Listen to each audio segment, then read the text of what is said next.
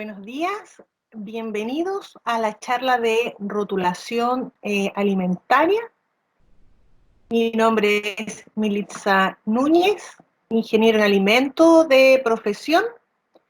Vamos a revisar todos los requerimientos que debe contener la información en la rotulación de un alimento que está en un envase. Durante la charla podrán realizar cualquier consulta a través del chat, lo mismo al finalizar esta actividad. Cuando nosotros vamos a elaborar un alimento y queremos que salga a competir en el mercado, debe cumplir con ciertos requerimientos en la rotulación. Esos requerimientos se encuentran en el Reglamento Sanitario, Decreto Supremo 977. Por lo tanto, son fiscalizados por la Seremi de Salud. Vamos a revisar en qué consiste cada uno de ellos y lo vamos a ir explicando.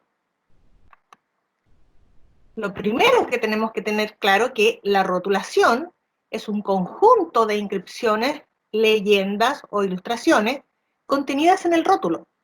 Como pueden ver en esta fotografía, nos vamos a encontrar, por ejemplo, el nombre del producto, no la marca, el nombre del producto, la información nutricional, quién elaboró este producto. Esos son elementos que se requieren en la rotulación. Y vamos a ir viendo, vamos a ir revisando paso a paso cuáles son estos requerimientos. Lo primero que debe decir es el nombre del producto. Ahora, tiene que estar claro. Una cosa es la marca, otra cosa es el nombre del contenido que hay en este envase. Por ejemplo, nosotros tenemos una imagen que dice Next, pero el nombre de este alimento es agua purificada. Entonces, no confundir con respecto a la marca. Por lo tanto, tenemos que preocuparnos que lo que nosotros estamos entregando, nuestro alimento, cumplan con los requerimientos en relación a el nombre. Por ejemplo, nosotros vamos a encontrar desde mano izquierda hacia la derecha, nos vamos a encontrar con una botella de un jugo de limón, marca Traverso. La verdad que eso no es jugo de limón, sino que se parece al jugo de limón. Por lo tanto, cuando lo nombramos, tenemos que decir sucedáneo de limón. Es decir, que no es, pero que se parece. Porque si yo digo que es jugo de limón, estoy en el fondo generando un alimento falsificado. Entonces tengo que tener claridad en relación a mi producto versus el nombre. En la siguiente fotografía dice leche entera. Por lo tanto, el mismo reglamento establece que la leche entera es aquella que tiene más de 30 gramos de grasa por litro. Y como pueden ver, en la parte de abajo dice que tiene 31 gramos de grasa por litro. Por lo tanto, corresponde. Entonces el nombre está correcto, leche entera. ¿Ya? Luego tenemos un producto que es de la empresa Carosi, que se llama Bambino Lax. Uno pudiera pensar que esto también es una leche, y lo podrían rotular como leche, pero estarían cayendo en la categoría de alimento falsificado, porque si uno revisa los ingredientes de este producto, indica que aparece que tiene un 38% de leche y que el resto son almidones. Por ejemplo, tiene almidón, tiene harina de trigo dentro de sus ingredientes. Por lo tanto, lo va a declarar que el nombre de este alimento es una bebida láctea, ¿ya? Para no estar infringiendo la ley. Ahora, en la fotografía de abajo es una crema de leche, ¿ya? Por lo tanto, cuando nosotros nombramos nuestro producto, tenemos que tener claridad y en relación a la composición química de nuestro alimento, y también que el nombre no quede ambiguo y que pueda, por ejemplo, aclarar un nombre en forma grande lo que es. ¿Ya? Eso es lo primero que tenemos que tener claro, el nombre del producto.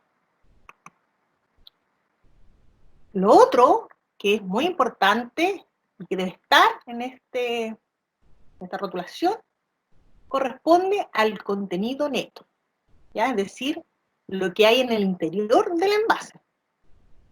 Este contenido neto tiene que ser expresado en unidades métricas conocidas, por ejemplo, gramos, kilos, en el caso de volúmenes, en mililitros, o en centímetros cúbicos, o litros, ¿ya? Ahora, cuando nosotros tenemos un alimento que está compuesto de una parte sólida y de una parte líquida, vamos a tener que informar el contenido neto, es decir, cuánto es lo que hay en su interior, el peso total, y además corresponde al peso drenado, es decir, le he extraído lo que se denomina como medio de empaque, es decir, el líquido. Este medio de empaque, dependiendo del alimento, puede ser a veces aceite, puede ser salsa de tomate, agua con sal, agua con azúcar. Por lo tanto, como aparece en esta fotografía, tenemos un valor para el contenido neto y un valor para el contenido drenado. Ahora, esto se realiza solo si nuestro alimento está compuesto de esos dos elementos, es decir, sólido y líquido. Por ejemplo, si usted hace durazno en conserva, va a tener que declarar su contenido neto y luego su contenido drenado. Y con esto, por ejemplo, la industria abarata costo. Puedo, por ejemplo, tener dos envases del mismo tamaño, pero con diferente precio significativo, en el cual el contenido neto sea en un envase mucho mayor, pero sin embargo, su contenido drenado sea menor. En el fondo le estoy vendiendo prácticamente medio de empaque, que es más económico. Otro requerimiento que es muy importante, recordar que el reglamento sanitario se preocupa de aquellas empresas que elaboran, almacenan, producen, distribuyen o expenden, ¿ya? Y son ahí a quienes fiscalizan. Por lo tanto, si usted va a elaborar un alimento o va a envasar un alimento, dentro de los requerimientos de la rotulación es colocar el nombre o la razón social de la persona que está elaborando, es decir, el fabricante, o de la persona que está envasando, con el domicilio. ¿Ya? Eso también es muy importante. Otro requerimiento es informar el país de origen, de donde yo, no digo mi dirección, tengo que colocar de qué país. Y en el caso de Chile voy a tener que decir de Chile o producto chileno. No puedo asumir que, por ejemplo, si el producto está elaborado en Curicó, yo excluya el país y que diga, pero es que Curicó está en Chile, sino que tiene que estar en forma ahí explícita de dónde, en qué país está elaborado este producto. Una cosa que es muy relevante es que la empresa que elabora este producto debe contar con resolución sanitaria. Si usted va a vender producto, va a salir a competir en el mercado, debe de contar con resolución sanitaria, que en el fondo corresponde a una especie como de aval, el número de la resolución en que la Seremi de Salud lo avala a usted, porque la infraestructura, las materias primas que utilizan van a generar un alimento que sea inocuo, es decir, que no tenga alguna contaminación física o química o microbiológica. Por lo tanto, la Seremi de Salud se transforma en una especie de garante. Y esto usted lo evidencia a través de una resolución sanitaria.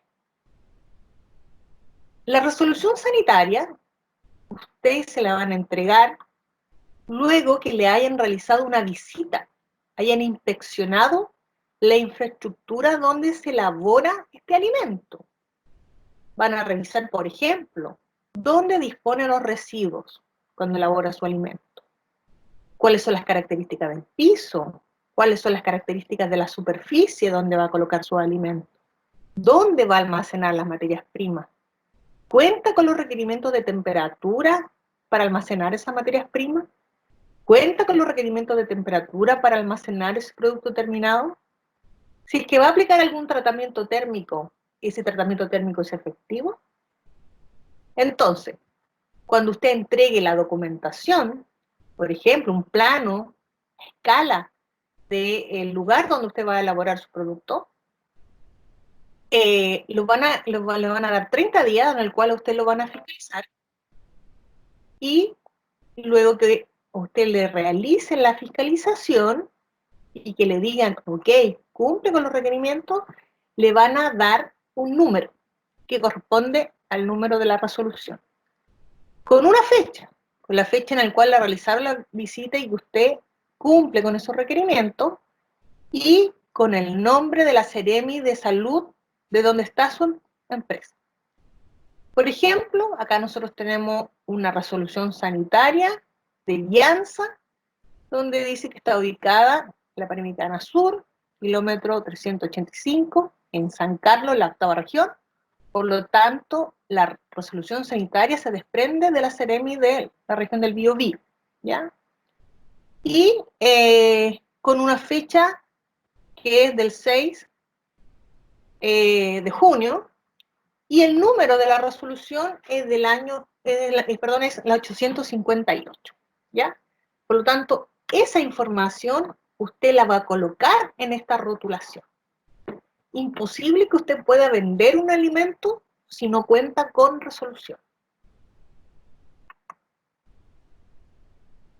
El otro requerimiento que debe tener su rotulación es la fecha de elaboración. Es decir, cuando su materia prima se transformó en lo que usted está vendiendo. Eso corresponde a la fecha de elaboración.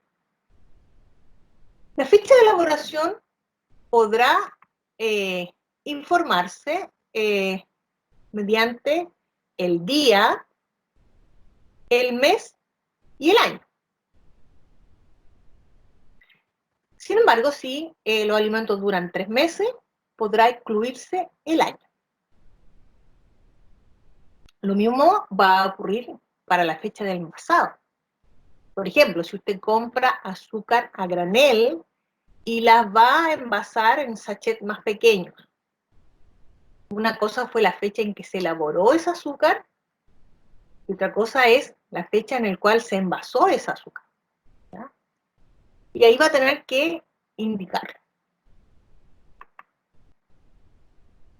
Y aquí, por ejemplo, vamos a tener una carne molida, que puede haber realizado por el supermercado, y donde va a tener una fecha donde se molió la carne, que puede coincidir con la fecha de envasado, o no, donde en el fondo esa carne que estaba en trozo se molió, fue la fecha de transformación, la fecha de elaboración, y luego la fecha que se envasó. Se colocó en este recipiente y vamos a tener nuestra fecha. Lo otro importante es el tema de la fecha de vencimiento. ¿Cuánto dura este alimento? Por ejemplo, usted va a tener que hacer un control de su proceso productivo. Siempre tiene que revisar, está cumpliendo con los requerimientos de inocuidad. Por lo tanto, para eso, controla su producto, controla el proceso, y de ese control se generan registros. Entonces, usted va a tener que almacenar esos registros de control durante 3 meses, una vez llegada el vencimiento de su alimento. Por ejemplo, si su alimento dura un año, entonces usted va a tener que almacenarlo un año, 3 meses, para poder realizar la trazabilidad, ¿ya? Por eso es importante tener claridad cuánto dura su alimento. ¿Cómo lo va a poder informar? Podrá colocar la fecha en el cual vence este alimento, por ejemplo, el 30 de mayo, o también podrá colocar que el alimento tiene una vida útil de 6 meses a partir de la fecha de elaboración. Una vez que usted se encuentre con un producto vencido, por ningún motivo usted lo puede distribuir, e incluso tiene que deshacerse rápidamente de él. Usted cuenta con alimentos vencidos en su lugar donde procesa, almacena, expende, distribuye, va a ser sumariado por la Seremi de Salud, incluso podría ser clausurado. Porque contar con un alimento que ya perdió su vida útil podría ser peligroso.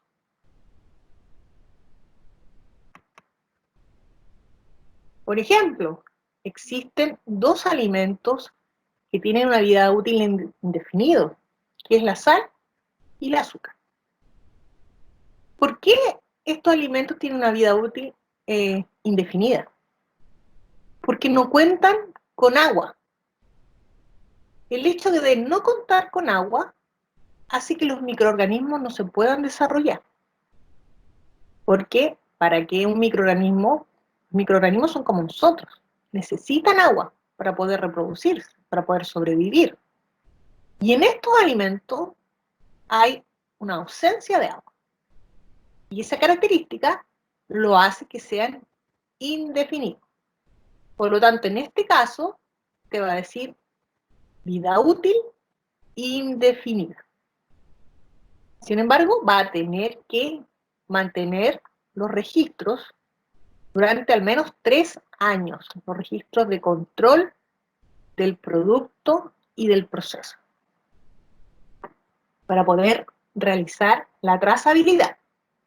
Siempre recordar que la trazabilidad, que es el seguimiento desde que yo tengo mi producto terminado hasta la materia prima o viceversa, me va a poder permitir revisar si hubo algún foco o algún punto donde se perdió la inocuidad. Entonces, de esa forma yo me puedo asegurar. Por eso la importancia de la vida útil, la fecha de vencimiento, ¿ya? Cuando hablamos de la fecha de vencimiento, esta fecha tiene que ser muy clara. Nosotros no podemos decir consumir preferentemente, no. Consumir dentro de 3 meses, ¿ya? Esa información como ambigua, como preferentemente, cercano a, no. Tiene que ser una fecha precisa, ¿ya? Porque si el producto vence hoy día, ya mañana no puede estar en exhibición o en almacenamiento, ¿ya? Por eso que tiene que ser muy claro. Consumir preferentemente antes de eso, no. Con una fecha exacta. Otra información que puede o no tener, se recomienda. ¿Por qué le digo que puede o no tener? Porque usted puede realizar el control de su producto utilizando la fecha. El lote corresponde a la cantidad. El lote es como un root. Usted puede revisar a veces los alimentos que tienen un número. Dice, número del lote, que va a ser lo primero para hacer la trazabilidad. Entonces el número del lote depende, por ejemplo, si nosotros vamos a hacer una mermelada, tenemos un fondo con, por ejemplo, 20 kilos de fruta, 20 kilos de azúcar. Esos 40 kilos son todos iguales, todo igual. Está expuesto al mismo tratamiento. Las materias primas están ahí divididas. Por lo tanto, es todo igual. Entonces yo puedo decir que esa olla corresponde a un lote. Ahora, si yo en un día hago un solo lote, solo hago una olla, porque después tengo que envasarla, no alcanzo más porque trabaja poca gente, por ejemplo, yo podría decir que controlo con la fecha de elaboración porque solo preparo un lote. En cambio, si por ejemplo yo en la mañana preparo una olla y luego en la tarde preparo otra olla, ambos están realizados el mismo día. Por lo tanto, para poder diferenciarlos, porque puede que se me haya contaminado la de la mañana y la de la tarde no. Para poder diferenciarlo, yo voy a decir, el de la mañana es el lote 1, el de la tarde es el lote 2. ¿Ya? De esa forma yo voy a poder rastrear cuáles fueron las características de la materia prima, cuáles fueron los tratamientos que se le aplicaron, quiénes son las personas que estuvieron involucradas en ese tratamiento. ¿Ya? Otro requerimiento que debe estar en esta rotulación son los ingredientes. Y cuando nosotros elaboramos un producto, tenemos que informar todos los ingredientes, incluyendo los aditivos. No hay un ingrediente secreto que yo no pueda informar. Y lo voy a informar en orden, del de mayor cantidad al menor cantidad. Por ejemplo, acá nosotros tenemos un yogur natural. El ingrediente, el primero, el que está en mayor cantidad, una leche fresca. Luego, en menor cantidad, una leche en polvo. Y luego, los fermentos. Por ejemplo, si nosotros hacemos pan, una marraqueta, lo primero que vamos a nombrar es la harina, está en mayor cantidad. Luego, vamos a agregar, formar el agua. Luego vamos a formar, por ejemplo, la levadura y luego la sal, en ese orden. Y tenemos que informar todo lo que tiene, incluyendo un aditivo.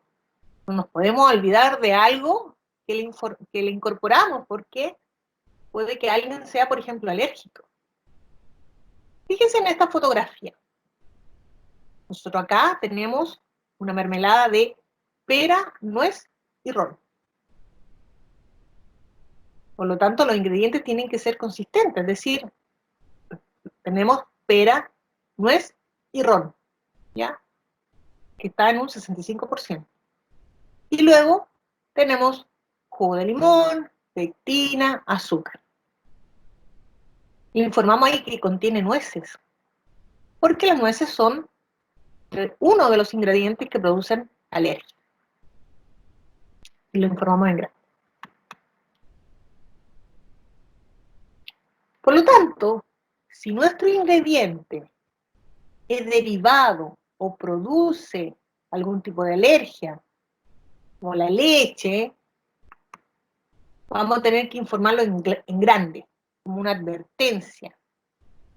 De modo que la persona que consuma este alimento, está rotulado, sea capaz de decidir si lo consume o no. Por ejemplo, si una persona es celíaca, yo tengo que decirle si yo tengo, por ejemplo, un queque. Tengo que decirle, atención, este producto tiene trigo, por lo tanto tiene gluten. De modo que ella diga, ¿lo consumo o no lo consumo? Porque yo se lo tengo que informar. Y esa información va a estar en la rotulación. Por eso es muy importante saber leer la rotulación. De los ingredientes que son considerados como alimentos alergénicos y en el cual nosotros tenemos que informarle a nuestro cliente, nos encontramos con los cereales asociados al tema gluten, ¿ya? Los crustáceos, personas que es alérgica, los huevos y sus derivados. Por ejemplo, hay algunos manjar sólido, que tienen su ingrediente huevo en polvo. Y de repente la gente dice, bueno, el manjar es leche con azúcar. Tengo que informarle que tiene huevo en polvo. Los pescados, el maní, las nueces. Por eso que el otro producto que decía mermelada de pera, nueces y ron, se destacaba, ¿ya? Los sulfitos, por ejemplo, las pasas en el cual se le agrega sulfuroso para inhibir los hongos. Tengo que decirle en la rotulación, ojo, atención, este producto contiene sulfitos.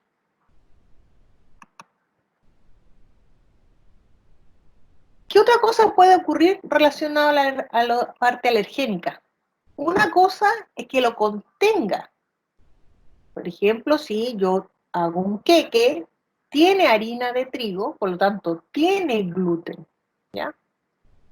Pero otra cosa es que normalmente no lo tenga, el alergénico, pero que la línea productiva utiliza alergénicos. Por ejemplo, si yo soy una procesadora de pan, en que normalmente trabajo haciendo diferentes tipos de pan, ayuya, marraqueta, mi ingrediente va a ser la harina de trigo. Trigo que dentro de su de lo que contiene el trigo está el gluten. Una persona que es intolerante al gluten, pero por ejemplo es celíaca, va a leer y va a decir, no, yo no puedo consumir este producto, lo voy a descartar. Por lo tanto, yo podría hacer otro producto, galletas de arroz, que no tienen gluten, pero puedo usar la misma maquinaria, los mismos recipientes, el mismo mesón donde yo voy a cortar. Entonces le tengo que igual informar. Puede contener, es decir, normalmente no tiene, pero yo estoy utilizando la misma maquinaria donde anteriormente procesé un alimento que tenía, en este caso, gluten. Y aunque yo lave muy bien la maquinaria, existe una probabilidad baja, siempre baja, pero está la probabilidad. Entonces tengo que decirle, puede contener, ¿ya? Puede contener trazas de gluten. Otra información que tengo que incorporar en mi rotulación son los aditivos. Cuando hablamos de aditivos, corresponden a alimentos. Los aditivos son alimentos. Tienen una función tecnológica. Por sí solos no se consumen, pero se le agregan a los alimentos con un fin tecnológico. Por ejemplo, si yo voy a hacer una sopaipilla, puedo harina, zapallo y demás ingredientes, pero puedo agregarle un colorante para acentuarle el color amarillo. Y ese colorante podría ser tartrazina, que también es alergénico.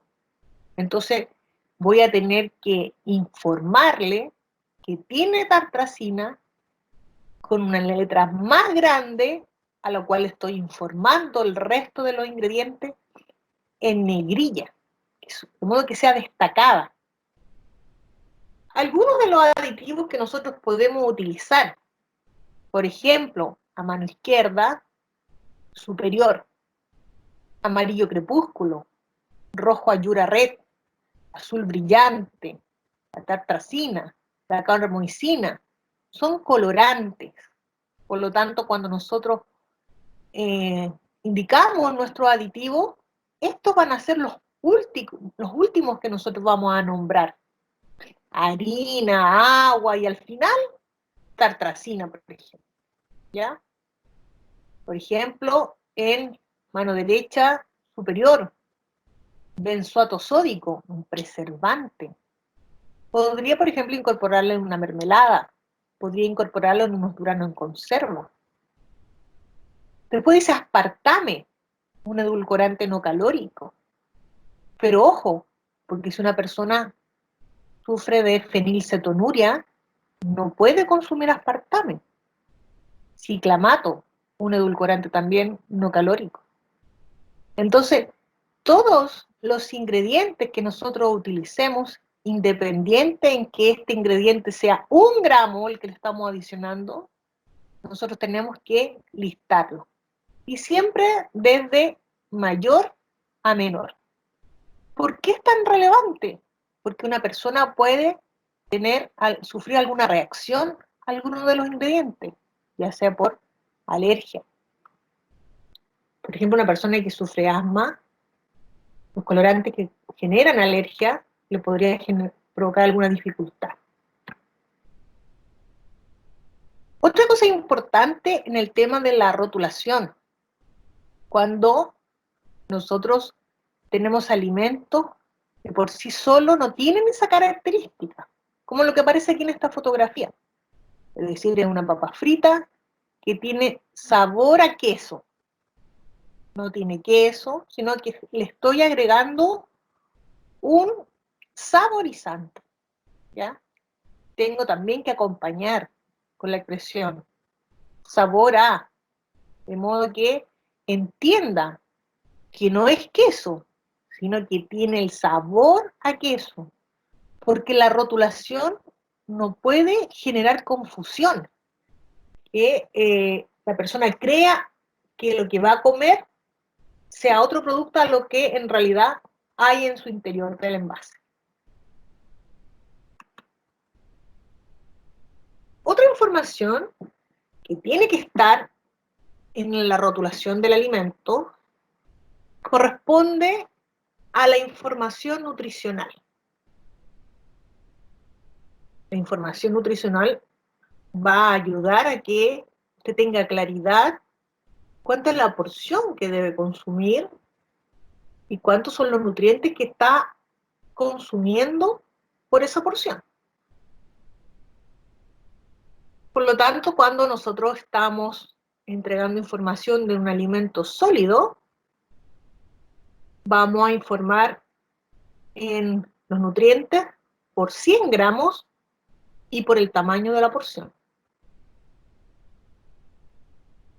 Y vamos a informar la energía, ya sea por los 100 gramos y para la porción, cuánta energía en kilocalorías nos está aportando este alimento.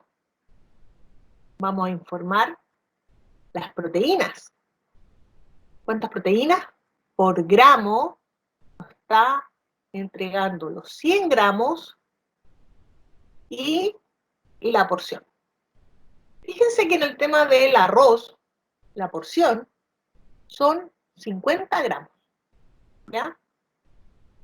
Por lo tanto, de una taza de arroz que está preparada, debería alcanzar para 4 porciones. La grasa total, por gramos, los hidratos de carbono disponibles en gramos y el sodio en miligramos. Ahora, si nuestro alimento es líquido, nosotros vamos a tener que entregar la información nutricional por ml, mililitros, ¿ya? Entonces, lo mismo, vamos a indicar cuánta energía en kilocalorías de este alimento que es líquido, cuánta proteína en gramos, cuánta grasa total en gramos, cuánto hidrato de carbono disponibles en gramos y cuánto sodio en miligramos. Ahora, ¿cuántas porciones hay en esta botella?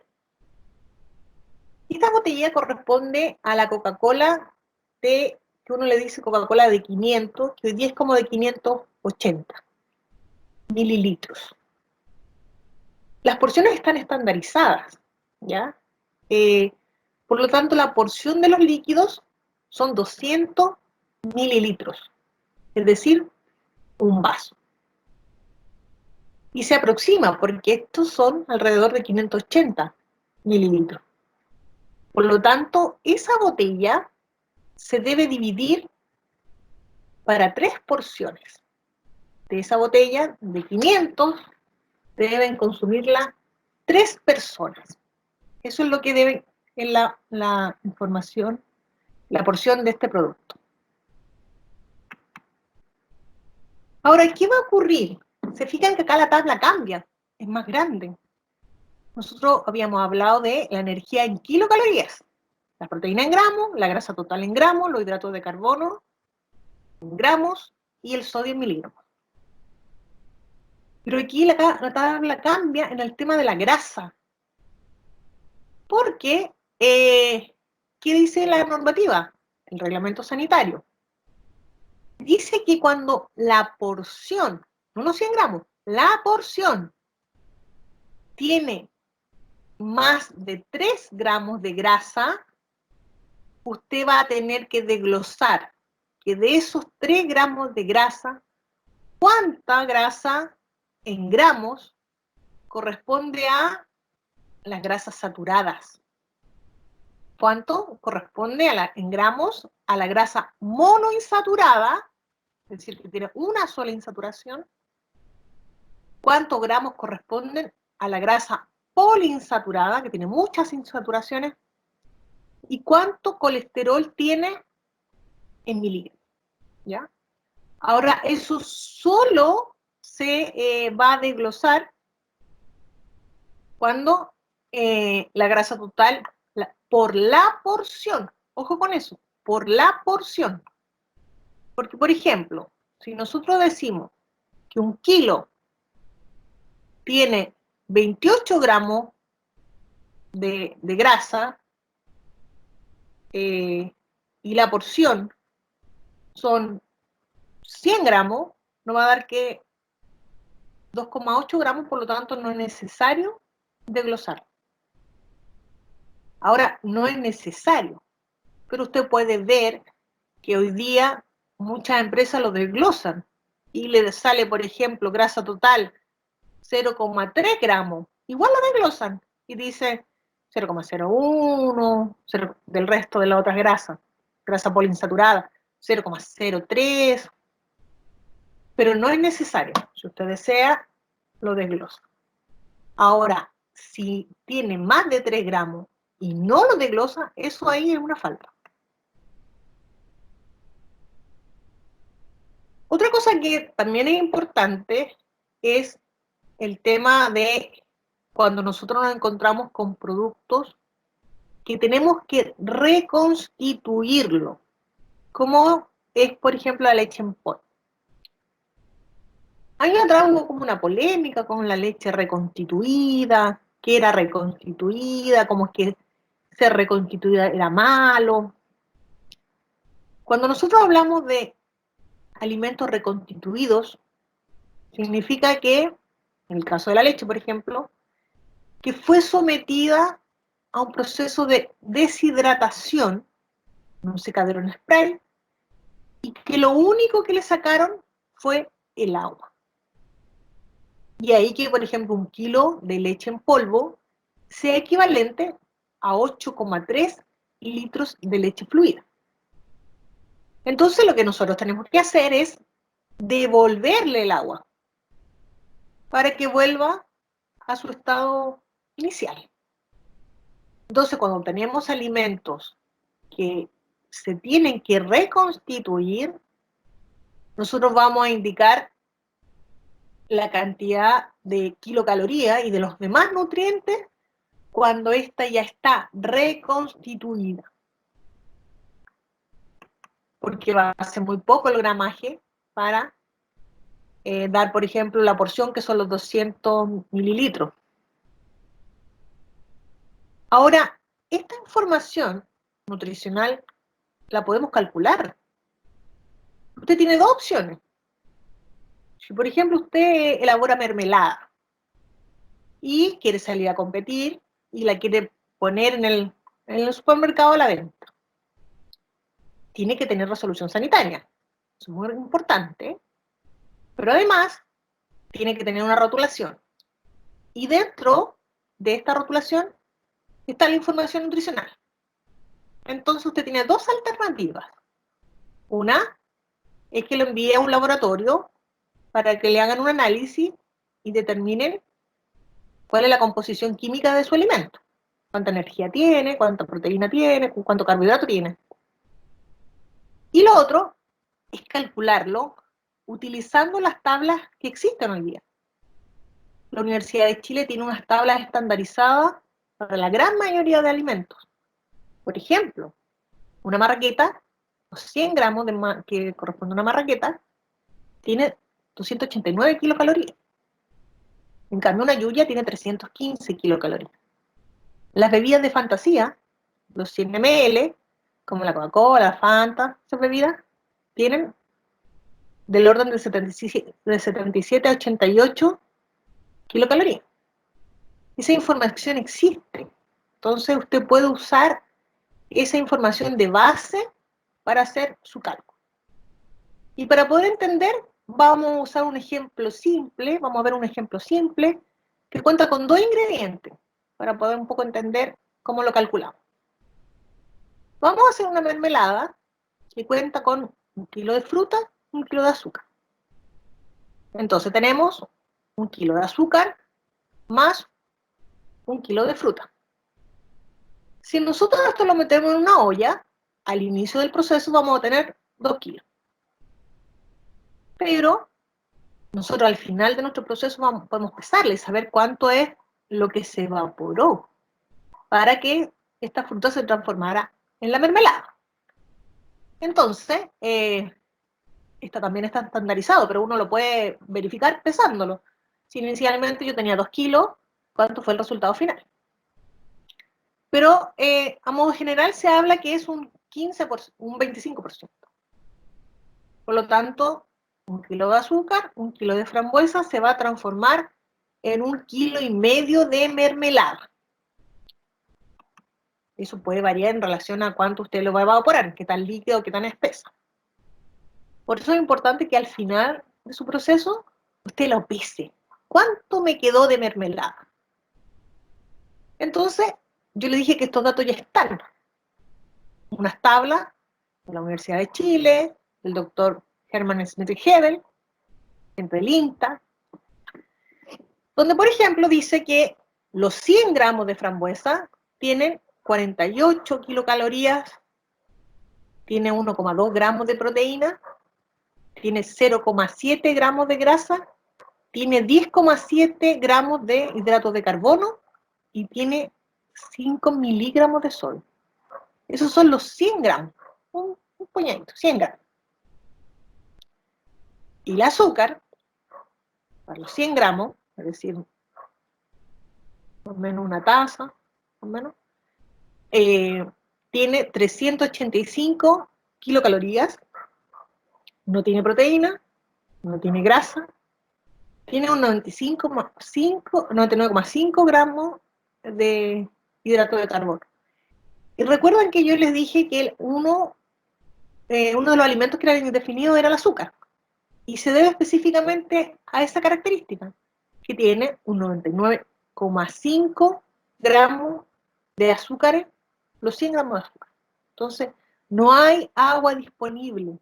Los microorganismos no se pueden desarrollar, como que están en un desierto. Por eso que su vida es indefinida. Entonces, nosotros dijimos que íbamos a echar 1 kilo. Entonces, ¿qué vamos a hacer? Los datos eran para 100 gramos. Entonces, lo que nosotros tenemos que hacer es todo multiplicarlo por 10. Pero eran 100 gramos y ahora tenemos que llevarlo a 1000 gramos. Si nosotros dividimos 1000, lo dividimos por 100, el resultado va a ser 10. Por eso, ese es un factor al cual nosotros todos los nutrientes los vamos a multiplicar por 10.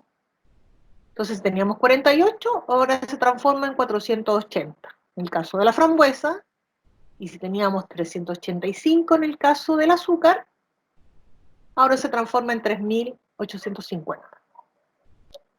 Con esos datos, nosotros vamos a sumar las columnas, porque en el fondo tenemos en una olla, y nosotros evaluáramos por los nutrientes o por la kilocaloría, diríamos, en esta olla tenemos 480 kilocalorías, tenemos 3850 kilocalorías del azúcar. Entonces vamos a sumar las columnas. ¿Cuánta kilocaloría hay en total? 4.330. ¿Cuánto kilocaloría hay en total de proteína? 12. ¿Cuánta kilocaloría en grasa? Perdón, ¿cuánto grasa hay en gramos en total? 7. ¿Cuántos gramos hay de carbohidrato en total? Por columna, ¿ya? Vamos a sumar. Pero la única diferencia es que si nosotros sumamos los ingredientes, ya no vamos a poder decir que hay 2, porque se evaporó. Entonces, en vez de tener los 2 kilos, vamos a tener 1500 gramos, ¿ya? Entonces, con esa información, nosotros vamos a hacer unas reglas de 3.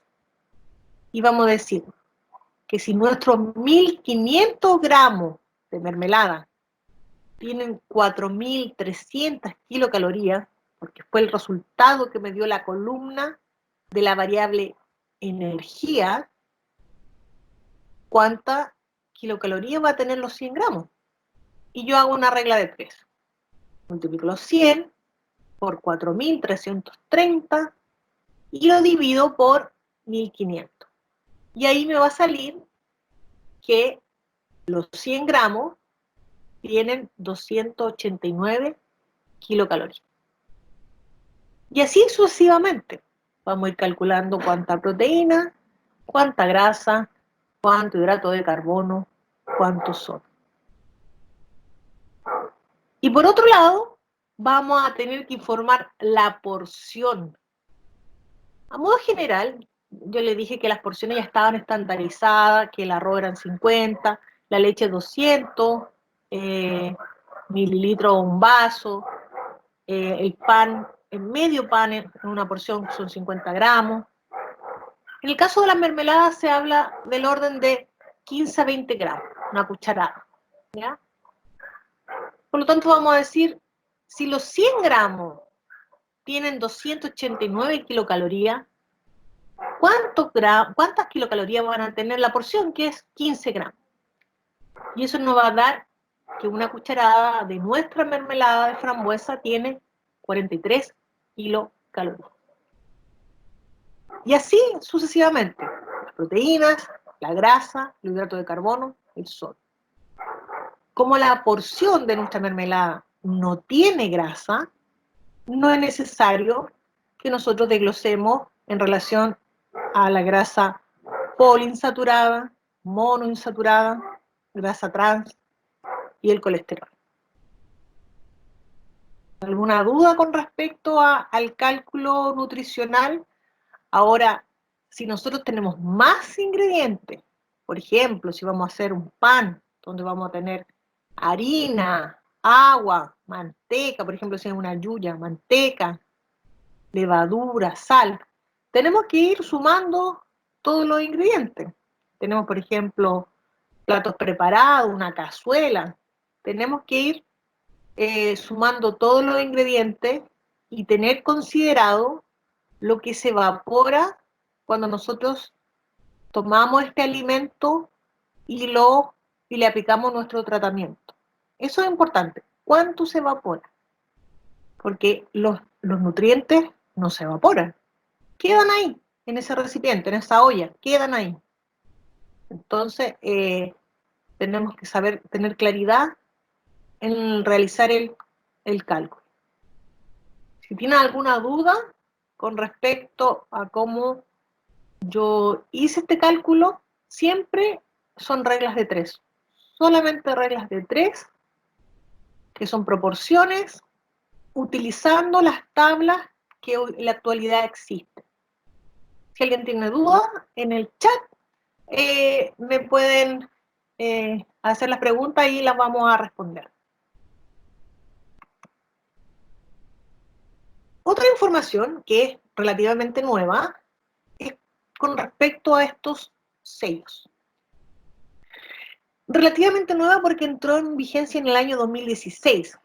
En el año 2012 aparece una ley, la 20.606, donde coloca en vigencia estos sellos altos N. Sin embargo, para que entrara en vigencia, el reglamento sanitario tenía que considerar estas modificaciones. Y no fue hasta el año 2016 cuando lo incorporan. Antes de que existieran estos sellos altos en, existía lo que está en la parte de arriba. No sé si ustedes las conocen, si alguna vez han visto alimentos que tienen esta rotulación que se conocen como pilas GDA, que tienen que ver con la alimentación saludable en relación a la ingesta de 2000 kilocalorías, ¿ya? Sin embargo, las pilas GDA son voluntarias. Se empezaron a implementar a raíz de que no había algo que como que informara claramente cuánto era lo que se está consumiendo. Y es por eso que hoy día hay algunos holdings de empresas que tienen a su vez varios productos que la han incorporado, como por ejemplo Nestlé. Todos sus productos Nestlé ustedes los pueden encontrar. La Coca-Cola también la puede tener, o sea, en la línea Coca-Cola Company también las tiene, ¿ya? La empresa Carosi y todos sus productos, Costa, también las tiene. Conocidas como pila GDA. Sin embargo, en el año 2016 entra en vigencia estos rótulos altos en, que está dividido en relación a si los alimentos son sólidos o si los alimentos son líquidos. Por ejemplo, si el alimento es sólido, podrá tener 10 gramos de azúcares por 100 gramos del producto. Usted va a tener que informar que es alto en azúcar, ¿ya? Y si es líquido, si tiene más de 5 gramos, por 100 ml, 100 mililitros, usted va a tener que informar que es alto en azúcar. Yo le puse, por ejemplo, esa fotografía de la Coca-Cola normal, que tiene el orden de 7 gramos de grasa, de azúcares, perdón, por 100 ml. Por lo tanto, uno ya puede sospechar que en alguna parte en la tapa va a tener que decir alto en azúcar, ¿ya? Lo mismo va a ocurrir, por ejemplo, para el tema de las grasas. Si un alimento es sólido, tiene más de 4 gramos de grasa por 100 gramos, va a entrar en la categoría de que es alto en grasas saturadas.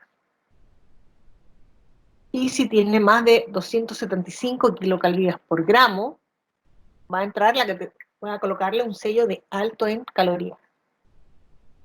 Para colocarle estos sellos, usted se va a tener que preguntar, a través como de una especie de árbol de decisiones, donde va a preguntarse si se le agrega azúcares a su producto, sí o no. Y si es sí, si tiene más de esto, de su valor, usted va a tener que colocarle un sello. Lo mismo para las grasas, donde vamos a preguntar si le incorporamos grasas, sí o no. Y si la grasa es más valor que esto, usted va a tener que ponerle un sello de alto en grasa saturada, ¿ya? Y lo mismo para el tema del sodio.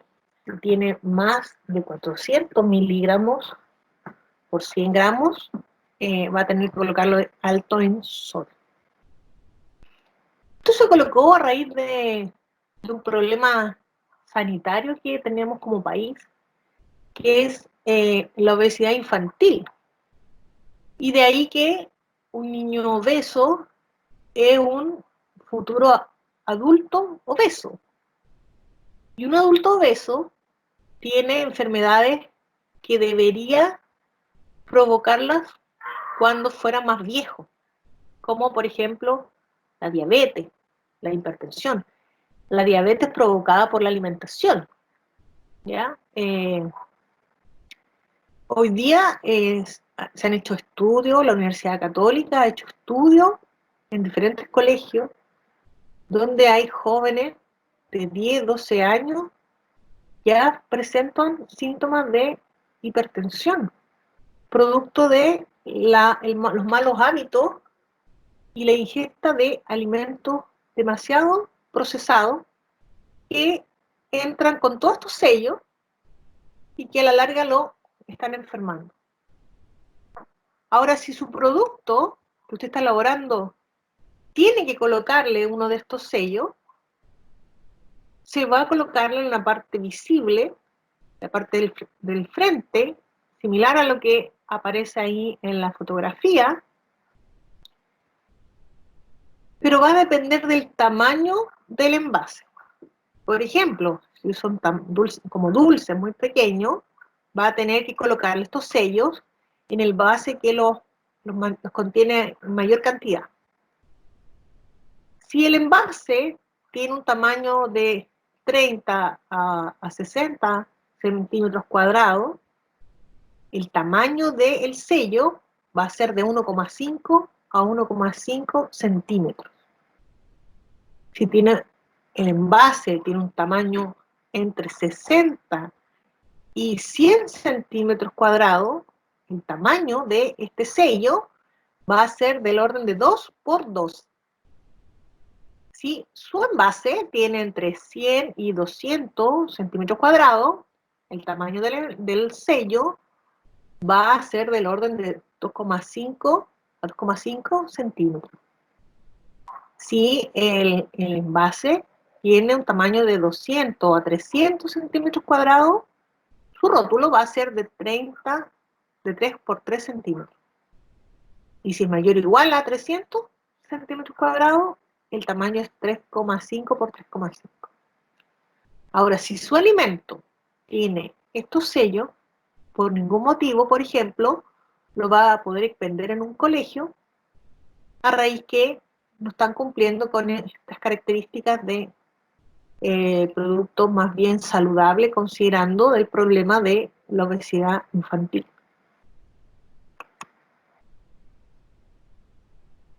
Otro requerimiento que tiene que tener su rotulación son las condiciones de almacenamiento. ¿Dónde lo voy a almacenar? Y esos requerimientos están asociados a las características del producto. Por ejemplo, acá tenemos 3 productos.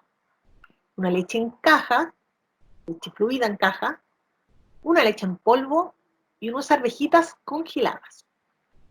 Por lo tanto, la leche entera, estando sellada, no requiere ningún requerimiento respecto a las instrucciones de almacenamiento.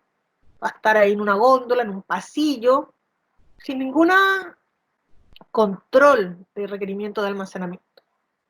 Sin embargo, una vez abierta, he ahí la instrucción que le van a indicar. Una vez abierta, almacenar a temperatura refrigerada, es decir, de 0 a 5 grados, y que no va a durar más de 3 o 4 días, porque se va a contaminar. Y ahí la condición de instrucciones de almacenamiento. En el caso de la leche en polvo, cremada, va a indicar almacenar en un lugar seco y fresco. ¿Por qué es importante seco? Porque la leche en polvo, tal como el azúcar, la sal, son alimentos que se llaman higroscópicos. ¿Qué quiere decir esto? Que absorben la humedad del ambiente y eso hace que se aglomeren, lo que usted conoce como pelotones. Entonces no pierden su inocuidad, pero sí cambian sus características organolépticas. Entonces yo tengo que almacenarlo en lugar seco, pero fresco. Y en el caso de los alimentos congelados, usted tiene que almacenarlos a una temperatura igual o menor a menos 18 grados. De esa forma se van a mantener las características de inocuidad. Ahora, si su refrigerador, por características propias de él, no congela a los menos 18, ¿qué le va a ocurrir? Su producto va a empezar a fermentar. Y usted no va a poder reclamar de que el producto está malo porque la rotulación le va a decir, su producto debe almacenarlo a menos 18 grados. Entonces usted al producto suyo tiene que indicarle cómo lo va a almacenar para que la persona que le compra su producto lo manipule de esa forma y no se altere o no se descomponga. Otra información relevante, también tiene que colocarla, son las instrucciones para su uso. ¿Qué hago? ¿Qué tengo que hacer yo con este alimento cuando lo compre? Cuando usted elabora su producto, le va a decir en la rotulación, mire cliente, para continuar con la inocuidad de la cual yo me he preocupado, mi instalación, el Seremi de Salud me ha venido a fiscalizar, que yo cumplo con esos requerimientos que aparecen en el reglamento, ahora yo le cedo a usted la responsabilidad en el sentido de que para que continúe la inocuidad, usted tiene que usar el alimento de estas características. Por ejemplo, el mismo producto congelado, le van a decir ahí, no descongelar y vaciar directamente a fuego. Porque ¿qué va a ocurrir cuando usted lo manipule de otra forma? Puede que se altere el producto, puede que se contamine el producto. Por lo tanto, usted necesita que la persona que le compra el producto se preocupe de la calidad y de la inocuidad. Y por eso que ahí yo le digo cómo lo tiene que usar.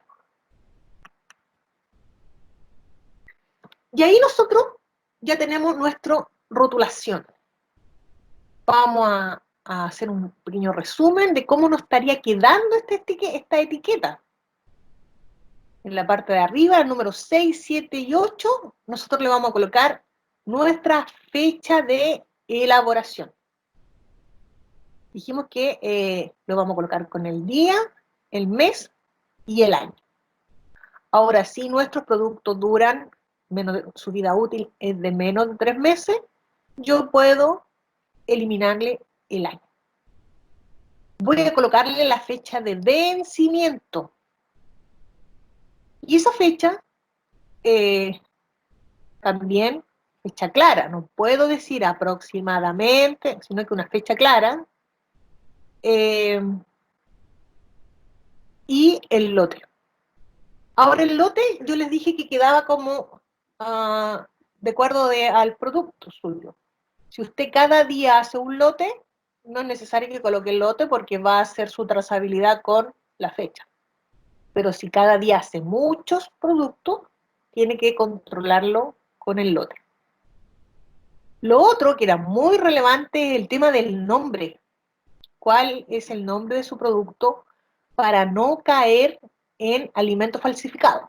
¿Se acuerdan que uno usa algunas palabras como sucedáneo, bebida láctea, bebida de fantasía, ¿ya?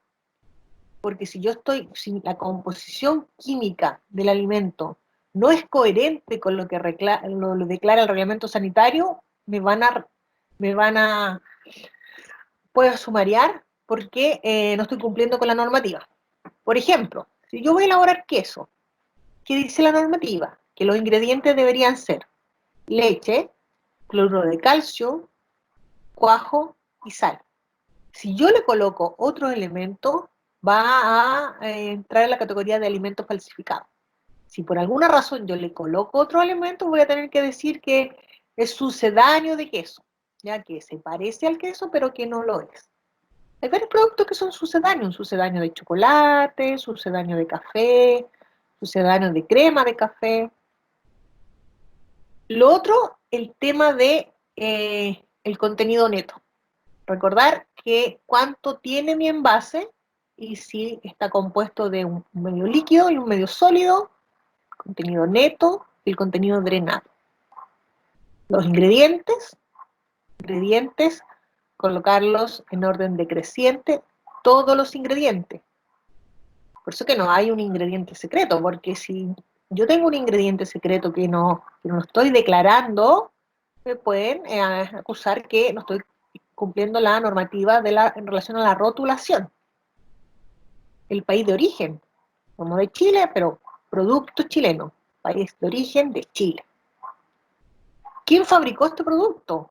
El nombre o razón social con la dirección de la empresa que elaboró este producto o que envasó este producto. La resolución sanitaria, importantísimo, el número de la resolución, la fecha de la resolución en la cual se emitió esa resolución y el nombre de la Seremi de Salud, que tiene que ser coherente con la dirección. Por ejemplo, de Curicó, la Seremi de la región del Maule. ¿Ya? Las condiciones de almacenamiento, cómo yo voy a almacenar mi producto para que se mantenga en óptimas condiciones, y las instrucciones de uso, cómo yo voy a preparar este producto. La información nutricional con la información por los 100 gramos o los 100 ml y por la porción. Y si estos alimentos están excedidos en relación a el sodio, las grasas, las calorías, los azúcares, voy a tener que colocarle en forma visible los sellos altos en. Ahí tenemos nosotros nuestra etiqueta con todo lo que dice el reglamento sanitario y que usted debe cumplir cuando elabore su producto y quiera salir a competir al supermercado o en algún negocio y estar cumpliendo con la normativa vigente. Si tiene alguna duda, me lo dejan en el chat. Vamos a estar respondiendo todas las inquietudes en relación a la resolución, perdón, en relación a la información de la rotulación. Muchas gracias por haber participado.